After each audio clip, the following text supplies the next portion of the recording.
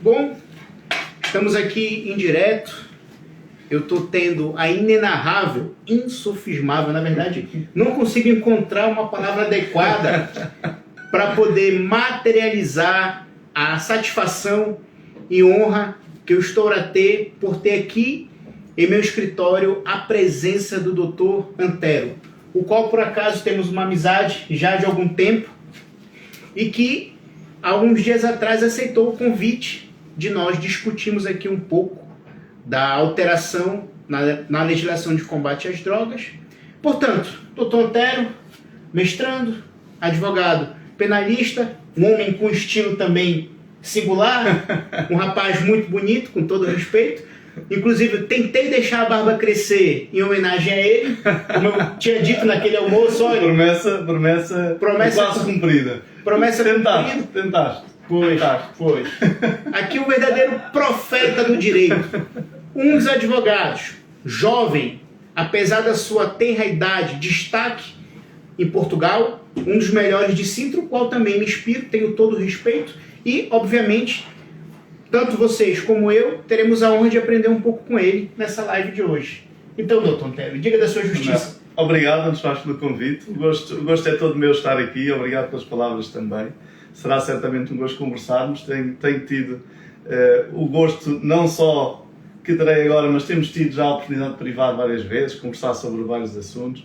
Somos efetivamente amigos e acho que vai ser engraçado. Acredito que vamos dar aqui uma vertente meio técnica, meio simples, para as pessoas também nos compreenderem, quem não for do ramo, não é? Exatamente. Portanto, tentarei, quem me sabe, quem já assistiu também a outros podcasts onde eu participei, sabe que eu tento manter as coisas um bocadinho mais simples, para que todos consigam perceber, não é? Não só os nossos colegas, que certamente estarão muito atentos a ver, e agradeço imensamente a vossa presença, mas tentarei de certo manter aqui um discurso simples, com termos simples, tentar ao máximo fugir aqui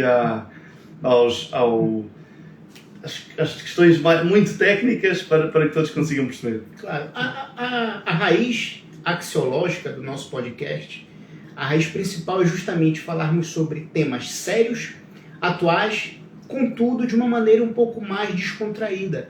Até mesmo porque não estamos num ambiente forense para mantermos aquela ritualística um pouco mais apegada ao formalismo, ao zelo e etc. Portanto, estamos aqui todos à vontade. Eu, desde já, agradeço a participação de todos e, portanto, a partir de agora, iremos começar. Doutor Antero, a partir do dia 1º do próximo mês, vai entrar em vigor a Lei número 55/2023, que traz alterações vertiginosas na legislação de combate às drogas. Portanto, quais seriam essas alterações? Qual seria a sua opinião e, sobretudo, qual seria a raiz disto tudo? Onde isto começou para chegar ao ponto que nós estamos? Muito bem.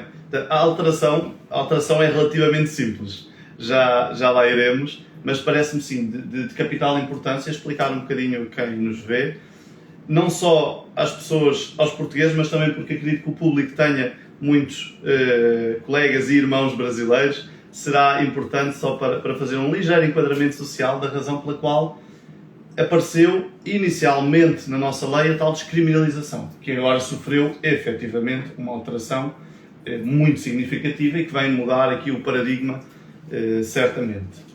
Portanto, isto, para que as pessoas percebam, a descriminalização já existe em Portugal desde 2001, parece que entrou em vigor em 2001, e cria um limite de quantidade, dependendo da substância que tenhamos, para ser considerado crime.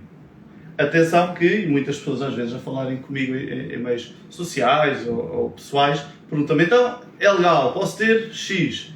Não, atenção quem nos ouve, continua a ser ilícito. A questão é crime ou é só uma contraordenação? Portanto, é sempre ilícito, é sempre contraordenação, não é legal, digamos assim, andarmos com substâncias e consumirmos substâncias. Até mesmo porque os veículos de comunicação, eles geralmente anunciam a notícia como a descriminalização das drogas. Ou seja, para o senso comum, dá a entender que agora tudo é permitido. É verdade. Agora pode ter a festa toda regada a drogas de toda e qualquer natureza e não vai acontecer nada. Portanto, as coisas não funcionam muito bem dessa forma. É verdade, é verdade. Não é efetivamente assim, portanto temos a questão, é sempre uma contraordenação. Mas se calhar já quando abordarmos mesmo em concreto a alteração à lei, já explicamos isso um bocadinho melhor. Relativamente ao enquadramento social, importa tomar aqui uns minutinhos, vosso tempo, só para perceberem porque é que aparece em Portugal a descriminalização. Nos anos 90, Portugal sofreu uma crise gigantesca do consumo de droga, principalmente de heroína. Estimava-se, na altura, que 1 em cada 100 pessoas era dependente da heroína, portanto eram toxicodependentes. Existia um sítio que atualmente está completamente reestruturado, não tem quaisquer indícios do que era outrora, que era o Casal Ventoso. Eu não sei se tiveste a oportunidade já, se calhar, de falar com os colegas ou ouvir sobre este sítio. O Casal Ventoso era uma zona em Lisboa. Quem vem da Ponte 25 de Abril, para quem não conhece o sítio, quem vem da Ponte 25 de Abril para Lisboa, anda ali 1 quilómetro, quando olhamos para a direita temos uns prédios brancos, altos, assim com umas cores. Isso era o Casal Ventoso, não eram esses prédios, era uma zona em tudo semelhante, por exemplo, a uma favela no Brasil. Ruas muito estreitinhas, muitas barracas, casas meio construídas em tijolo, e era o sítio onde existia o maior índice de consumo de droga na Europa, o sítio onde existia a maior percentagem de HIV na Europa, e era o sítio onde as detenções pela polícia que levavam à prisão, portanto ao ambiente reclusivo, era o sítio onde isso mais acontecia na Europa. Portanto, tínhamos de facto um problema gigantesco. Os nossos políticos não estavam a conseguir combatê-lo, a guerra à droga não estava a resultar, e então no final dos anos 90 o governo vigente decidiu então juntar um conjunto de especialistas e dizer: temos este problema, o que é que precisamos fazer para resolver? Estamos há 10 anos a utilizar as estratégias mais comuns no mundo inteiro, portanto o combate, a penalização, a criminalização, a reclusão, mas não está a resultar. O que é que podemos fazer? E então é onde aparece a tal sugestão de dizer: vamos abordar isto como um problema de saúde pública. Vamos tomar estas pessoas, os toxicodependentes, como doentes e não como criminosos. Portanto, isto acaba por ser ali a razão da existência, que uns anos depois aparece então a tal descriminalização para consumo. E é justamente por isso, por conta dessa consideração desses toxicodependentes na qualidade de umas pessoas que estão dotadas de alguma patologia que as estimulam a consumir essas substâncias, que o bem jurídico tutelado é justamente a saúde. Sim. Portanto, tanto na questão do consumo quanto na questão do tráfico, o que a lei visa proteger é justamente a nossa saúde, é o bem jurídico, saúde. E, portanto, doutor, obviamente a sua explanação foi precisa, concisa, foi uma explanação excelente acerca da raiz social, até mesmo porque o que as pessoas têm que ter em mente é que a lei nada mais passa do que o reflexo dos conjuntos éticos, morais e sociais da nossa sociedade. Portanto, a lei é o nosso reflexo, é o que nós vivemos. E é muito importante nós termos esse discernimento acerca do motivo pelo qual determinada lei foi positivada no nosso ordenamento jurídico. Portanto, doutor, superada essa questão introdutória, quais seriam as principais mudanças provenientes da Lei 55/23? Muito bem. A Lei 55/23 vem alterar uma lei e um decreto-lei que regulam ambos esta problemática da droga. Portanto, em síntese, isto reflete no consumo, atenção, não estamos a falar de qualquer alteração ao tráfico, focamos no consumo. O que vem alterar, em suma, e primeiro se calhar explicar às pessoas de forma também bastante sintética o que regulava, ou que ainda vigora, não é? Porque entra em vigor dia 1, portanto ainda não estamos a dia 1, ainda vigora, que é, foi criada uma portaria. Se calhar seria também interessante não falarmos um bocadinho dos valores da tabela que fixa assim, para as pessoas perceberem um bocadinho, mas existe uma tabela que determina qual é que é o consumo médio diário para várias substâncias, aquelas mais conhecidas e mais consumidas. E depois veio a lei, também depois com tal acórdão de fixação de jurisprudência no meio, mas veio determinar que impor um limite quantitativo. E esse limite era o de 10 dias de consumo daquela determinada substância, dependendo da substância varia. Por exemplo, dá um exemplo prático, cannabis resina, que se fuma para se fazer vulgarmente chamadas ganzas, ou os baseados, como dizem no Brasil. Portanto, aqui estamos a falar de uma quantidade de 5 gramas. Portanto, uma pessoa que tivesse 5 gramas de cannabis resina, este é o limite para não ser crime. A partir daqui, já é crime, independentemente das motivações da pessoa. Se for consumo, é crime, ponto final. Com esta lei, qual é que é a principal alteração? É que desaparece este marco, este limite, para se considerar crime automaticamente. A partir de agora, o que vigorará é essa tabela continuará em vigor, esses limites continuam a existir, mas atingido esse tal valor, reforço dependendo da substância, atingindo esse valor, existe apenas um indício de que aquela substância pode não ser para consumo. Portanto, a alteração em termos muito sintéticos é esta. Tínhamos uma quantidade que estabelecia crime ou não crime. A partir de agora, essa quantidade é apenas um indício de que poderá até ser crime ou não. Portanto, uma pessoa que, voltando ao exemplo do cannabis em resina, se uma pessoa que tiver 10, 15, 20 ou 30 gramas de cannabis resina e for abordado, e se demonstrar, já vamos discutir um bocadinho os indícios, sei que certamente já tinha explorado esta discussão, porque do ponto de vista técnico levanta aqui muitos problemas, não é? Se ficar demonstrado que aquilo era para consumo próprio e particular daquela pessoa, atenção, não podemos envolver terceiros, consumo próprio daquela pessoa, então isso é consumo, e o consumo deixa de ser criminalizado e passa a ser apenas a tal contraordenação. Portanto, há coimas, há sanções, mas não é crime. Não há multas, não há prisão, não haverá nada disto. Bom, e doutor, a partir de agora, isto engloba outras drogas ou basicamente a lei não altera em relação ao consumo? Drogas sintéticas, por exemplo, o consumo passa a ser permitido ou não? Nas drogas sintéticas existe uma problemática muito grande a nível internacional. Portanto, quem tem interesse neste mundo e acompanha um bocadinho disto, certamente saberá que é o aparecimento destas novas substâncias que chamam-se as novas substâncias psicoativas, NSP.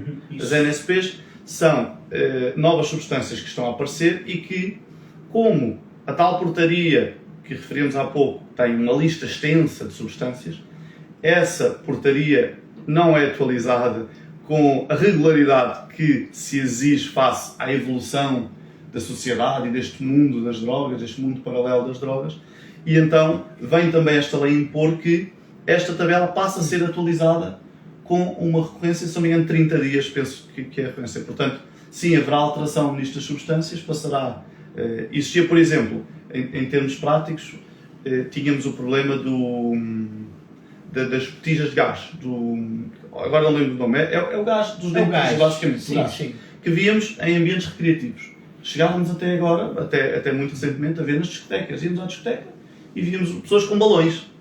Quem se calhar nos ouve, se calhar terá visto isso. Víamos pessoas com balões e a inalarem o ar, a absorverem o ar daqueles balões. Esse gás não estava classificado como sendo uma droga ilícita. Então toda a gente podia utilizar aquilo. Este gás é nocivo para a saúde, faz muito mal à saúde em excesso, causa lesões até permanentes no cérebro, portanto é muito agressivo para a nossa saúde, e foi então aditada a tal portaria que esta substância, ao dia de hoje, já não é lícita, portanto já está nas substâncias proibidas. Mas sim, vai alterar, vão haver várias substâncias que vão aparecer, que vão deixar de ser permitidas, e isso é positivo, atenção, nesta alteração é muito positivo, porque estima-se, as entidades internacionais e comunitárias estimam que estejam a aparecer, nos últimos 2 anos, que apareceram mais de 20 mil substâncias. Não é uma ou duas drogas novas, é milhares de novas substâncias que são consumidas para estes fins, não é? Claro, isto é um problema de escala global, até mesmo porque o tráfico de drogas, na minha humilde opinião, ele é como se fosse um efeito cascata. ou seja, através do tráfico, outros ilícitos são praticados, outros ilícitos são financiados, nomeadamente a questão do tráfico de crianças, tráfico de órgãos, etc. Mas isto é um tema para outro podcast, espero que seja consigo. Da próxima, se você aceitar novamente o nosso convite. Sim, será um gosto. Efetivamente é verdade. O tráfico gera, como toda a gente sabe, toda a gente que nos ouve e que nos irá ouvir, toda a gente sabe que o tráfico gera uma quantidade incalculável de dinheiro. Portanto, gera muito, muito, muito dinheiro. Também é sabido que a droga estraga muitas vidas, claro. Todos sabemos isto. Ainda sobre os ilícitos, não só estimula ou que existam mais ilícitos associados ao tráfico, mas do ponto de vista do consumidor, acontecia muito daquilo que eu referi há pouco, e sei que no Brasil também tem zonas muito complicadas, que serão certamente até se calhar maiores do que Casal Ventoso, como aqui tínhamos, propicia a prática de ilícitos. Em Portugal temos atualmente, na altura foram criados, equipas de apoio aos toxicodependentes. Então tínhamos, por exemplo, carrinhas que vão às zonas conhecidas de tráfico e essas carrinhas abordam os toxicodependentes e oferecem uma ajuda e um apoio e um tratamento através da metadona. O que é que isto faz? Um consumidor que tem uma dependência enorme e que não tem dinheiro, quando precisa daquela substância, regra geral, acaba por praticar ilícitos para obter condições para conseguir adquirir esta substância. Com este apoio, aquela pessoa que depende daquilo sabe, ok, não preciso me preocupar em arranjar dinheiro, porque sei que amanhã de manhã está ali a carrinha, e a carrinha tem a metadona. E então os índices de criminalidade reduziram também muito com a descriminalização, que, atenção, a descriminalização, como falámos no início, aparece em paralelo com medidas muito ativas de tratamento de saúde pública, com estas tais equipas, os hospitais, cria-se equipas específicas com várias associações, com voluntários, inclusive, com profissionais de saúde, a combater esta problemática. Até mesmo porque aquelas pessoas que forem detidas a consumirem, a portarem a quantidade dentro do limite legal de alguma dessas substâncias que são proibidas, elas responderão um processo a título de contraordenação. E no âmbito desse processo, o Estado vai sugerir algumas medidas que a pessoa é obrigada a cumprir. Sim. Participar de alguns programas, participar de palestras, no sentido de tentar conscientizá-la a não consumir essa substância novamente. E o não cumprimento dessas medidas, obviamente, pode ter como consequência outros processos, nomeadamente a questão da desobediência, cumprimento de ordem judicial e etc. Desculpa interromper, Manuel. Temos em sintonia do que dizes, temos nestas medidas, uma também muito importante, é a proibição da pessoa ou estar em certos e determinados sítios, ou ir a alguns locais, portanto a sanção, claro. Portanto acaba por ser também, estas sanções acessórias, tem também estas. Muito bem, foi apanhado com esta quantidade, não pode ir ali, não pode falar com aquela pessoa, não pode, e isto pronto, tudo na sua globalidade acaba por contribuir para que a pessoa não volte a delinquir, digamos assim. Em síntese, as drogas elas não foram totalmente liberadas em Portugal. O consumo tem alguns reflexos, alguns efeitos jurídicos, como o processo de contraordenação e essas sanções acessórias, como muito bem falou o doutor Antero. Agora, obviamente, temos que ter em conta que, doutor, relativamente às significativas alterações na lei, diga da sua justiça. Então, a minha opinião? Sim. A minha opinião é a favor destas alterações. Sim. A minha opinião pessoal, estamos aqui no campo pessoal, atenção. Claro. A minha opinião é que sim, sou a favor destas alterações e posso agora, se calhar, puxar, não sei como é que estamos de tempo, mas posso puxar, por exemplo, aquilo que eu dizia há pouco, a tal tabela, que ambos conhecemos, não é? E em casa talvez não conheçam, mas aquelas quantidades que eu falava, em resposta ao que acabaste de me perguntar, Manuel, faço referência aqui à tabela para dar alguns exemplos. Por exemplo, temos aqui as quantidades. Vamos imaginar cannabis resina, como eu disse há pouco, ou, por exemplo, do ponto de vista recreativo, temos o MDMA, muito conhecido nas discotecas, nas festas, etc. Para que as pessoas saibam, por exemplo, MDMA, temos 0,1, ou seja, isto é o consumo médio de um dia, a pessoa até amanhã, não é? Amanhã já é um, amanhã já é um, não é? Ou é segunda? Não sei que dia, amanhã já é um. Amanhã é um. Amanhã já é um, então até amanhã. Sim. Hoje a pessoa, se tiver até 1 grama, é contraordenação, não é crime. A partir de amanhã já será diferente aquela questão que explicámos há pouco dos indícios. Mas no que se reporta às quantidades em concreto, veja, nós corremos o risco de ter esta quantia fixa, tem vantagens e desvantagens. Uma vantagem, por exemplo, para a atuação da polícia é mais fácil. Se a polícia agarra, apreende, pesa, olha, ok, já sei, a contraordenação é crime, é muito prático e muito fácil. Mas do lado de quem é interceptado e que tem na posse esta substância, levanta aqui questões que é: 1 grama é um consumo normal para mim? Ou 1 grama é um consumo normal para ti? Se calhar eu consumo mais, se calhar tu consomes menos, se calhar tu consomes mais ou eu consumo menos. Estarmos a criar este valor fixo levanta aqui muitas questões. E nós, sabemos disso, né? Os advogados, eu diria, arrisco-me a dizer todos ou quase todos, acabamos por passar por isso profissionalmente neste tipo de processos, porque há muitas pessoas que nos abordam e que nos dizem: "Oh doutor, está bem, mas cannabis, resina, isto para fumar umas ganzas aqui e ali, 5 gramas é um dia. Eles estão a dizer que isto é 10 dias, para mim é um dia." Portanto, levanta este problema de temos alguém a ser criminalizado, pratica efetivamente um crime, com base num valor que se atribuiu a uma média, digamos assim, que as pessoas consomem, que é aceitável, que não seja crime, mas que se calhar para aquela pessoa aquele valor não se adequa àquele valor, àquele consumo médio. Se calhar aquela pessoa consome muito mais. E se formos falar, por exemplo, de heroína, cocaína, deste tipo de substâncias, é exatamente a mesma coisa. Se calhar a heroína estamos a falar o mesmo, 0,1. Portanto, a heroína estamos a falar 1 grama, que seria os 10 dias.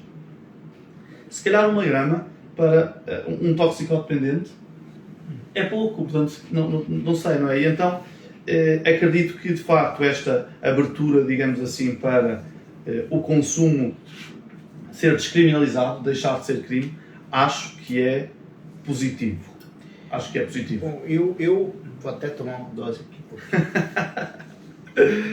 Nós fizemos batota, nós antes fomos a filmar, discutimos, és a favor ou contra? Então já sabemos um do outro. Não adianta eu fazer aqui uma encenação cinematográfica e dizer que eu estou surpreso, porque não é verdade. Bom, particularmente eu, por razões religiosas, morais e sociais, discordo. Gostaria de começar a minha explanação com uma citação de Santo Agostinho. Santo Agostinho dizia o seguinte: o homem pode ser rei, mas se tiver algum vício, ainda assim será escravo. O objetivo da lei ele é justamente proteger o bem jurídico que é a nossa saúde. Ou seja, Thomas Hobbes também já dizia que o homem é lobo do próprio homem. Nós fizemos um contrato social com o Estado, onde o Estado ele deve fornecer a nossa liberdade, a nossa dignidade, a nossa felicidade, dentre outros bens jurídicos que são fundamentais. E muitas das vezes nós não conseguimos nos proteger de nós mesmos. E por isso necessitamos desse amparato estatal. O que eu gostaria de dizer com isso? É que, na verdade, na minha humilde opinião, obviamente isso requer um conjunto de conhecimentos técnicos de profissionais específicos, dos quais eu não possuo, como médicos, psicólogos e etc. Entretanto, as drogas elas são altamente nocivas para a nossa saúde e para o nosso meio social. Através das drogas, outros crimes eles têm a possibilidade de serem financiados. E é justamente por isso que, na minha concepção, o Estado está justamente a tornar propício que a sociedade se transforme em verdadeiros zumbis. Justamente porque cada vez mais, a cada década que passa, a legislação ela passa a ser cada vez mais flexível diante dessa realidade. Ora, eu poderia até ser a favor de uma flexibilização para a pessoa que já esteja viciada. Por exemplo, alguém que esteja viciado, alguém que esteja a comprar, a consumir frequentemente, ele responderia como crime. Até mesmo porque a ausência de uma norma penal incriminadora, ela encorajaria a pessoa a voltar a delinquir e voltar a financiar esse sistema que é totalmente funesto. Portanto, óbvio, eu sou a favor da criminalização. Porém, o que eu seria a favor seria, no caso de comprovadamente o arguido ser um viciado, que a lei tornasse efetivamente a concretização de tratamentos com o escopo de tentar tratar esse vício. Ou seja, não é uma prisão efetiva que vai resolver o problema de um viciado. É um tratamento que talvez não resolva. Mas é o único meio cabível que, enfim, nós teríamos para tentar cuidar desse problema. Agora, doutor, questão técnica, e o senhor disse que iríamos discutir sobre isso. Posso contra-alegar? Opa, eu tentei trabalhar agora, mas contra-alega. Vamos lá. Não, vou de forma muito sintética. Obviamente, eu percebo e compreendo que para muitas pessoas, pelas mais variedíssimas razões, não só aquelas que elencaste como tuas, mas também muitas outras, percebo que isto choque muitas pessoas.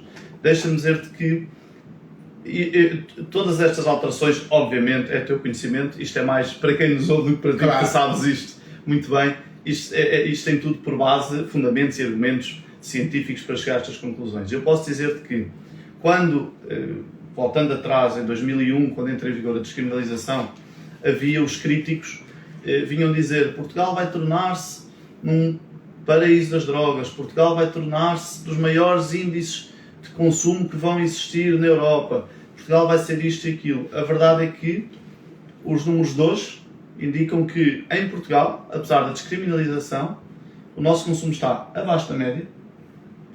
As mortes por overdose, em comparação, por exemplo, com o Reino Unido, no Reino Unido são 10 vezes superiores às nossas. No Reino Unido é crime.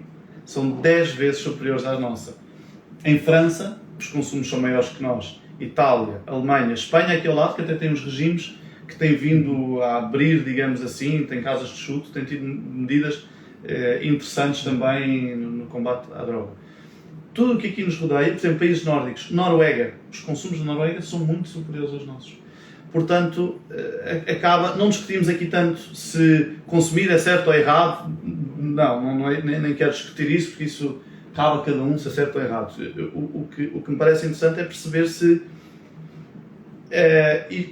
abordar esta problemática muito mais como um problema de saúde pública do que um problema de infração, digamos assim, judicial, de crime em si, acho que faz mais sentido e acho que acaba por nos trazer mais benefícios. Atenção, vês um dos países das políticas mais severas contra as drogas, as Filipinas, com o presidente que ganhou as eleições há uns anos atrás, tem sido assustador os crimes que o próprio Estado tem praticado sobre as pessoas. A violação de direitos humanos tem sido recorrente neste combate à droga. E a verdade é que os índices nas Filipinas subiram.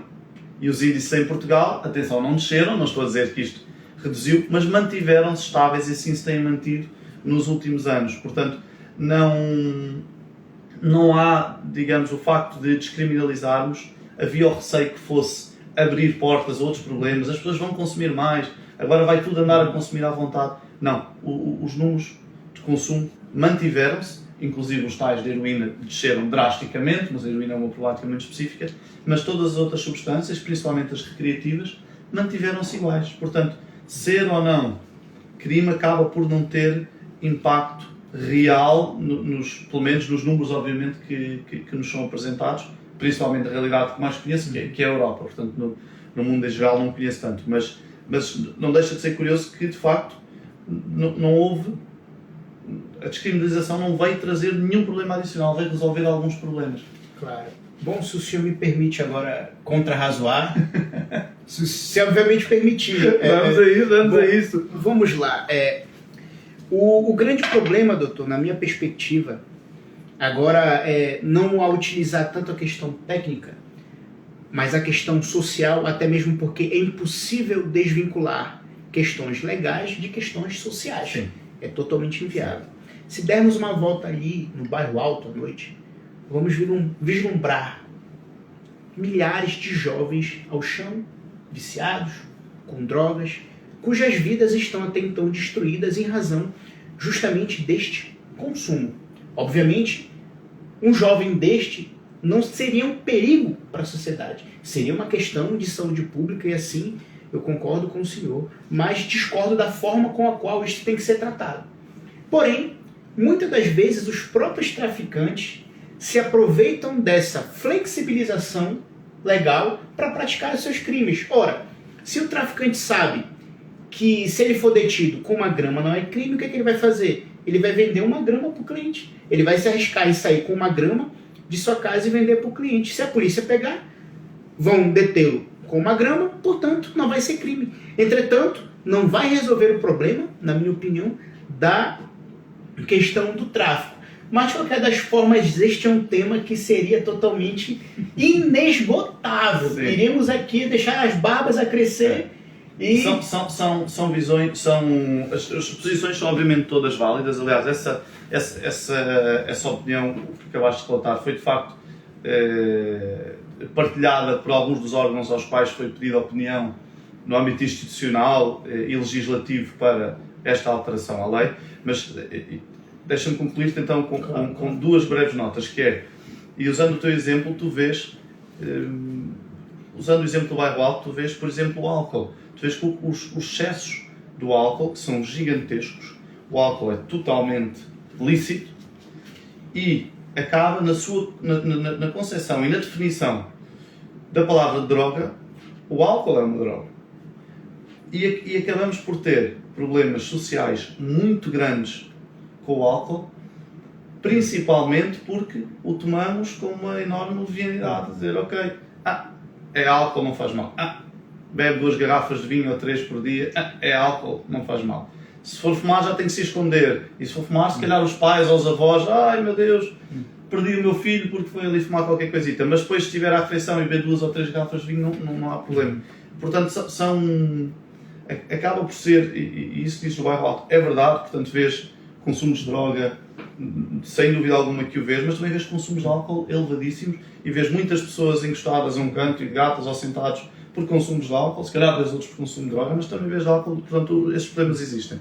Sobre a visão que dizes do traficante se poder aproveitar disto. É verdade, o traficante vai poder aproveitar-se disto, sem dúvida alguma. Mas a visão de não vamos permitir isto para que o traficante, vamos manter esta conduta como crime, para que o traficante, para dificultar a atividade do traficante, então quase que estamos a dizer que eu prefiro ter um inocente preso, que é aquele tal que tem um consumo médio maior dos que estão tabelados, do que ter alguém que praticou um crime em liberdade. E a lógica acaba, na minha opinião, de ser um bocadinho oposta. O que disseste é 100% válido, irá acontecer, não tenho dúvidas nenhumas, tu também não tens, tenho a certeza, irá acontecer, mas a realidade é que, colocando na balança, eu prefiro de facto não ter jovens ou pessoas que têm problemas de saúde, de dependência, com um averbamento do seu registro criminal, pessoas presas por consumirem estas substâncias, do que ter um traficante em liberdade. Por mim, o traficante fica em liberdade. Eu quero que estas pessoas, aquelas que realmente têm este problema, que consigam ser ajudadas e que a lei os venha permitir evoluirmos um bocadinho nesse sentido. Eu só fico feliz em função do vinho não estar aí na tabela, sabe? E íamos ter um problema. O flagrante. Aqui, se a polícia bater aqui, já era. Mas, doutor... Já há bocadinho tínhamos puxado já outro tema que saltámos, não era? Sim, eu justamente ia falar sobre isso. Uma das alterações que vai entrar em vigor daqui a algumas horas é justamente no artigo 40, sim, especificamente número 3. O que é que diz o artigo 40, número 3? A aquisição e a detenção de plantas, substâncias ou preparações referidas no número 1 que exceda a quantidade necessária para o consumo médio individual durante o período de 10 dias constitui indício de que o propósito pode não ser de consumo. temos aqui muitos problemas. Isto vai trazer muitos problemas. Vai trazer muitos problemas. Ou seja, doutor, na sua perspectiva, este texto, na sua opinião, está correto? Merece algum reparo? Tem alguns problemas substantivos? Tem, obviamente que tem. Portanto, a forma como foi criado este artigo, apesar de eu dizer que concordo com o caminho, digamos assim, político e de legislação que a nossa sociedade está a tomar, obviamente que não significa que eu concordo a 100% com a forma como ela está, de facto, aqui elencada. Levanta-nos muitos problemas. Só fazer outra nota antes para as pessoas perceberem, isto significa que quem tiver mais 10 dias é indício de que poderá não ser consumo, ou seja, poderá ser tráfico. Mas atenção, se qualquer pessoa que seja abordada com uma quantidade inferior a esta e se houver indícios por parte ou dos órgãos de polícia criminal ou de quem faz a investigação que aquilo possa ser de tráfico, a pessoa vai ser julgada por tráfico. Atenção, não pensem quem nos ouve que agora estou tranquilo, ando aqui com X. Não, porque se houver indícios que é tráfico, independentemente da quantidade, é tráfico. Atenção, este limite estamos aqui a discutir apenas o consumo. Portanto, o tráfico pode ser sempre tráfico. O problema que aqui se levanta, há vários, não é? Primeiro, e o que eu até sublinhei, como vês aqui, é o indício. Portanto, o indício é um conceito vago, não é? Exatamente. É difícil nós sabermos o que é indício. Nós conseguimos aqui, certamente conseguiremos os dois, elencar alguns exemplos. O problema é, e aqueles que nós não nos lembrarmos? E aqueles que o julgador, o juiz, acha que para ele, na opinião pessoal dele, é um indício de que se está a praticar tráfico, mas que para nós não vemos isso como possibilidade. Um exemplo concreto disto. Imaginemos, e eu tenho visto isto nos tribunais e choca-me bastante, que é, as pessoas, certamente que algumas das que nos ouvem já fizeram ou conhecem alguém que faz, mas temos aquelas pessoas que todos os meses mudam o número de telemóvel. Pagar a mensalidade às operadoras são 15, 16 euros, comprar um cartão novo são 2 ou 3 euros. Há muitas pessoas que trocam de número mensalmente e não têm ligação nenhuma com o mundo das drogas. Contudo, se porventura estivermos num julgamento e alguém se apresentar perante um juiz e disser não, isto é tudo meu, mas depois, por alguma razão, aparecer no processo que essa pessoa muda de número todos os meses, tenho receio que só isso já seja suficiente para o julgador dizer trocas de número todos os meses, não tu és traficante. Pois. E simplesmente é alguém que não tem dinheiro para pagar os 15 ou os 16, que é mais fácil pagar os 2 ou 3. Portanto, isto dos indícios, este conceito vago, vai trazer muitos problemas. E na minha singela opinião, doutor, esse texto aqui, ele é inconstitucional justamente porque, à luz do princípio da legalidade, toda conduta criminosa, ela deve estar previamente prevista no nosso ordenamento jurídico. O que não está previsto não é ilegal, portanto, não é crime. A partir do momento em que nós admitimos um conceito vago, temos uma lei que não está clara. Portanto, uma lei que não zela por esse princípio da legalidade. Então, nós ficamos, muitas das vezes, sob os tentáculos de alguns tribunais arbitrários que podem entender que todo e qualquer elemento seja um indício. Ora, eles podem se socorrer no conceito de indícios que é trazido pelo nosso Código de Processo Penal, que é indícios é tudo aquilo que há uma probabilidade maior de ser condenado do que ser absolvido. Ora, qualquer outro elemento de prova que apresentar uma aparência de que aquela pessoa está a traficar, pode, obviamente, ocorrer da liberdade de uma inocência segregada injustamente. Outro problema técnico, nós estamos aqui numa vertente mais técnica, se calhar um bocadinho mais aborrecida, claro, para os não juristas ou para os não advogados que nos ouvem. Outro problema enorme é a inversão do ónus da prova. Exatamente. Que é, para quem nos ouve e percebe, sabe que no processo penal cabe a quem acusa provar. A partir do momento que temos esta lei e com a estrutura que aqui está, dá a entender que existe o indício, se tiver mais que aquele valor, existe o indício à partida já que é tráfico. O que significa que terá que ser o arguido, portanto o visado, a provar a sua inocência. E isto vai contra as regras do nosso processo penal. Exatamente. Portanto, tem que ser eu a provar que não é tráfico, que é consumo. Quando ditam as regras que é o oposto. Tem que ser quem acusa, o Ministério Público, a provar que aquilo é tráfico. Portanto, isto vai levantar, é também um problema técnico, acompanho inteiramente aquele que acabaste de expor. Este da inversão do ónus da prova parece-me perigoso e que abre aqui um precedente complicado e que vai certamente levantar muitos problemas nos nossos dia-a-dia, nos nossos tribunais, vai levantar muitos problemas, sem dúvida. E certamente que teremos muitos colegas, se calhar talvez até nós eventualmente, a vir levantar aqui esta questão da inconstitucionalidade desta norma. Exato. Certamente que isso irá acontecer. Ou nós, ou qualquer outro colega nosso, garantidamente que alguém virá levantar essa questão no âmbito desta norma. Portanto, sim, esta estrutura tem problemas técnicos grandes, sim. E, inclusivamente, esses problemas, a própria Procuradoria-Geral e a Ordem dos Advogados acompanham essa nossa opinião. Até mesmo porque, à luz de um Estado democrático de direito, não se pode punir a qualquer custo. A presunção de inocência deve vigorar até o trânsito em julgado.